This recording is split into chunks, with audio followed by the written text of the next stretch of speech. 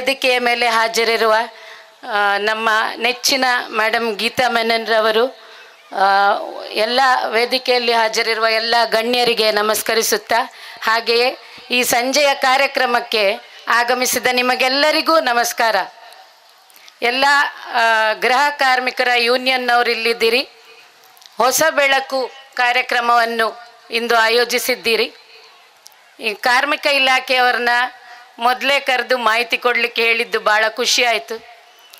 ಗೃಹ ಕಾರ್ಮಿಕರು ಮನೆಯಲ್ಲಿ ಕೆಲಸ ಮಾಡುವವರು ಈಗಿನ ಕಾಲದಲ್ಲಿ ಅತ್ಯಂತ ಬೇಕಾದವರು. ಅವರಿಲ್ಲದಿದ್ದರೆ ಇಡೀ ಮನೆಯ ಅನಂತರ ನಾವು ಆಫೀಸ್ಗೆ ಹೋದ್ಮೇಲೆ ಆಫೀಸಿನ ಎಲ್ಲ ಕೆಲಸಗಳು ಅಸ್ತವ್ಯಸ್ತ.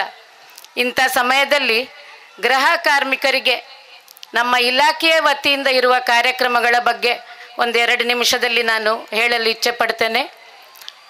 ಅಂಬೇಡ್ಕರ್ ಸಹಾಯ ಹಸ್ತ ಯೋಜನೆ ಎಂಬ ಯೋಜನೆಯನ್ನು ಪ್ರಾರಂಭಿಸಿದ ಕಾರ್ಮಿಕ ಇಲಾಖೆಯಲ್ಲಿ ಕರ್ನಾಟಕ ರಾಜ್ಯದ ಎಲ್ಲ ಗೃಹ ಕಾರ್ಮಿಕರನ್ನು ಅಸಂಘಟಿತ ಕಾರ್ಮಿಕರ ಮಂಡಳಿಯು ಗುರುತಿಸಿ ಅವರನ್ನು ನೋಂದಣಿ ಮಾಡಬೇಕು ಎಂಬ ಕಾರ್ಯಕ್ರಮವನ್ನು ಈಗಾಗಲೇ ಸುಮಾರು 5 ವರ್ಷಗಳಿಂದ ಮಾಡ್ತಾ ಬರ್ತಾ ಇದ್ದೇವೆ.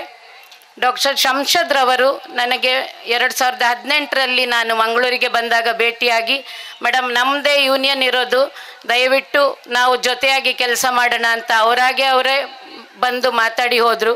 ಅನಂತರದಲ್ಲಿ ನಾವು ಅನೇಕ ಗೃಹ ಕಾರ್ಮಿಕರಿಗೆ ಅವರ ಮುಖಾಂತರ ಹಾಗೂ ಇಲಾಖೆಯ ಮುಖಾಂತರ ನೋಂದಣಿ ಕೆಲಸವನ್ನು ಮಾಡಿದ್ದೇವೆ. ಸುಮಾರು 1000ಕ್ಕಿಂತ ಹೆಚ್ಚು ಮೆಂಬರ್ಸ್ ಆಗಿದ್ದಾರೆ ಅವರ ಸಂಘದಲ್ಲಿ. ಅವರೆಲ್ಲರನ್ನೂ ಸಹ ಈ ಗುರುತಿನ ಚೀಟಿ ಕೊಡುವ ಮೂಲಕ ಅವ್ರನ್ನ ಗುರುತಿಸುವ ಕಾರ್ಯಕ್ರಮವನ್ನು ನಾವು ಇಲಾಖೆಯಿಂದ ಮಾಡ್ತಾ ಬಂದಿದ್ದೇವೆ.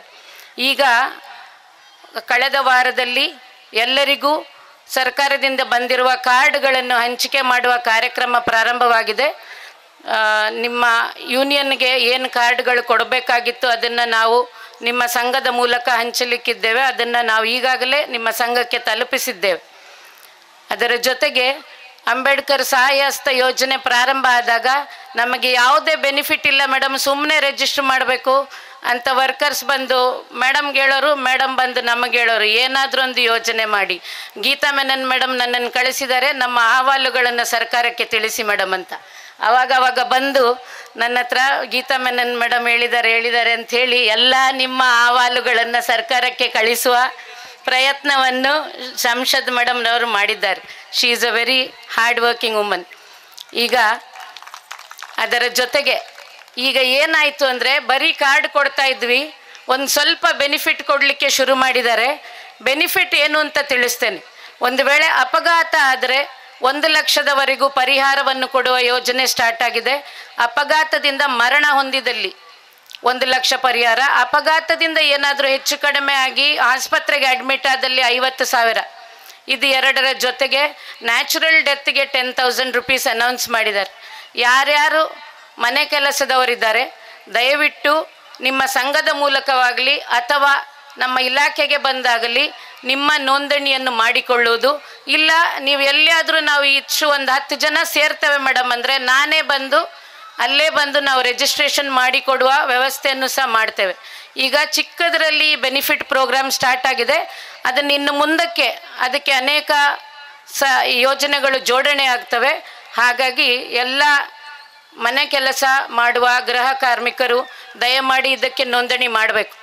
ಈಗ ಇಲ್ಲಿಗೆ ನಿಲ್ಲುವುದಿಲ್ಲ. ನೀವೆಲ್ಲ ಹೆಣ್ಣು ಮಕ್ಕಳಿದ್ದೀರಿ, ಮನೆ ಕೆಲಸ ಮಾಡುವವರು, ನಿಮ್ಮ ಮನೆಯಲ್ಲಿರುವವರು, ನಿಮ್ಮ ಯಜಮಾನರು, ನಿಮ್ಮ ಮಕ್ಕಳು ಯಾರಾದರೂ ಕಟ್ಟಡ ಕಾರ್ಮಿಕರಿದ್ದರೆ ಅಥವಾ ಅಸಂಘಟಿತ ವಲಯದ ಇತರ ಹಮಾಲರು, ಟೈಲರ್ಗಳು, ಅಗಸರು, ಅಕ್ಕಸಾಲಿಗರು, ಈ ಥರದ ಯಾವುದೇ ಅಸಂಘಟಿತ ವಲಯದಲ್ಲಿದ್ದರೆ ಅವರನ್ನು ಸಹ ನೋಂದಣಿ ಮಾಡ್ತಾ ಇದ್ದೇವೆ. ಕಟ್ಟಡ ಕಾರ್ಮಿಕರ ನೋಂದಣಿ ನಿಮಗೆ ಅನೇಕರಿಗೆ ಗೊತ್ತಿದೆ. ನಿಮ್ಮಲ್ಲೇ ಕೆಲವರಿಗೆ ಯಾರು ಕಟ್ಟಡ ಕಾರ್ಮಿಕರಿದ್ದಾರೆ ಮನೆಯಲ್ಲಿ ಅವರ ಮಕ್ಕಳಿಗೆ ಬೆನಿಫಿಟ್ಸು, ಶೈಕ್ಷಣಿಕ ಧನ ಸಹಾಯ, ಲ್ಯಾಪ್ಟಾಪು ಮತ್ತು ಟೂಲ್ ಕಿಟ್ಗಳು ಎಲ್ಲವನ್ನು ನಾವು ಇಲಾಖೆಯಿಂದ ಒದಗಿಸ್ತಿದ್ದೇವೆ ಸೀನಿಯಾರಿಟಿ ಬೇಸಿಸ್ ಮೇಲೆ. ಅದರ ಜೊತೆಗೆ ಬೇರೆ ಯೋಜನೆಗಳು ಏನಿದಾವಂದರೆ, ಈಗ ಮೋಟಾರ್ ಟ್ರಾನ್ಸ್ಪೋರ್ಟ್ ವರ್ಕರ್ಸ್ಗೆ ಒಂದು ಯೋಜನೆ ಈಗಾಗಲೇ ಇತ್ತು.